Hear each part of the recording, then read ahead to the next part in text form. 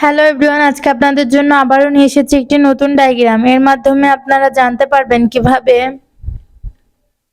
How to make solar panel connection wiring diagram তৈরি করা হয়। চলুন দেখে নিই কিভাবে তৈরি করা হয়। সোলার প্যানেল সূর্যের তাপ গ্রহণ করে ও বৈদ্যুতিক শক্তিতে রূপান্তরিত করে, এর ফলে বৈদ্যুতিক শক্তি সাপ্লাই করে। চার্জার কন্ট্রোলার, এটি ব্যাটারিকে ক্ষতির হাত থেকে রক্ষা করে। 12 ভোল্ট ব্যাটারি, এটি বৈদ্যুতিক শক্তি গ্রহণ করে ও সাপ্লাই করে। ইনভার্টার হলো একটি বৈদ্যুতিক যন্ত্র যা ডিসি বিদ্যুৎ প্রবাহকে পরিবর্তনশীল বিদ্যুৎ প্রবাহে রূপান্তরিত করে। সুইচ বক্স 1, 2 ও 3, নেগেটিভ লাইন সোলার প্যানেল থেকে অপর সোলার প্যানেলে কানেকশন দেওয়া হলো।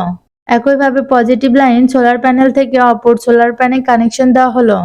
পজিটিভ লাইন সোলার প্যানেল থেকে চার্জার কন্ট্রোলারে কানেকশন দেওয়া হলো।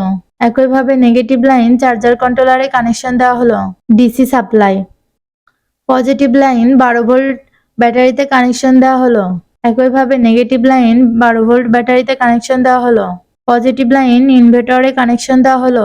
একইভাবে নেগেটিভ লাইন ইনভার্টারে কানেকশন দেওয়া হলো। ডিসি সাপ্লাই, পজিটিভ ও নেগেটিভ লাইন লোড 1 এ কানেকশন দেওয়া হলো। একইভাবে লোড 2 ও লোড 3 তে কানেকশন দেওয়া হলো। DC supply 12 volt DC load.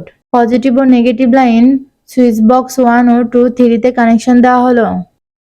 AC supply 230 volt AC load. এই ডায়াগ্রামটি পুরোপুরি সম্পূর্ণ হয়েছে। এভাবে আপনারা আপনাদের বাসা বাড়িতে সোলার প্যানেল কানেকশন ডায়াগ্রাম তৈরি করতে পারবেন খুব সহজেই। ধন্যবাদ।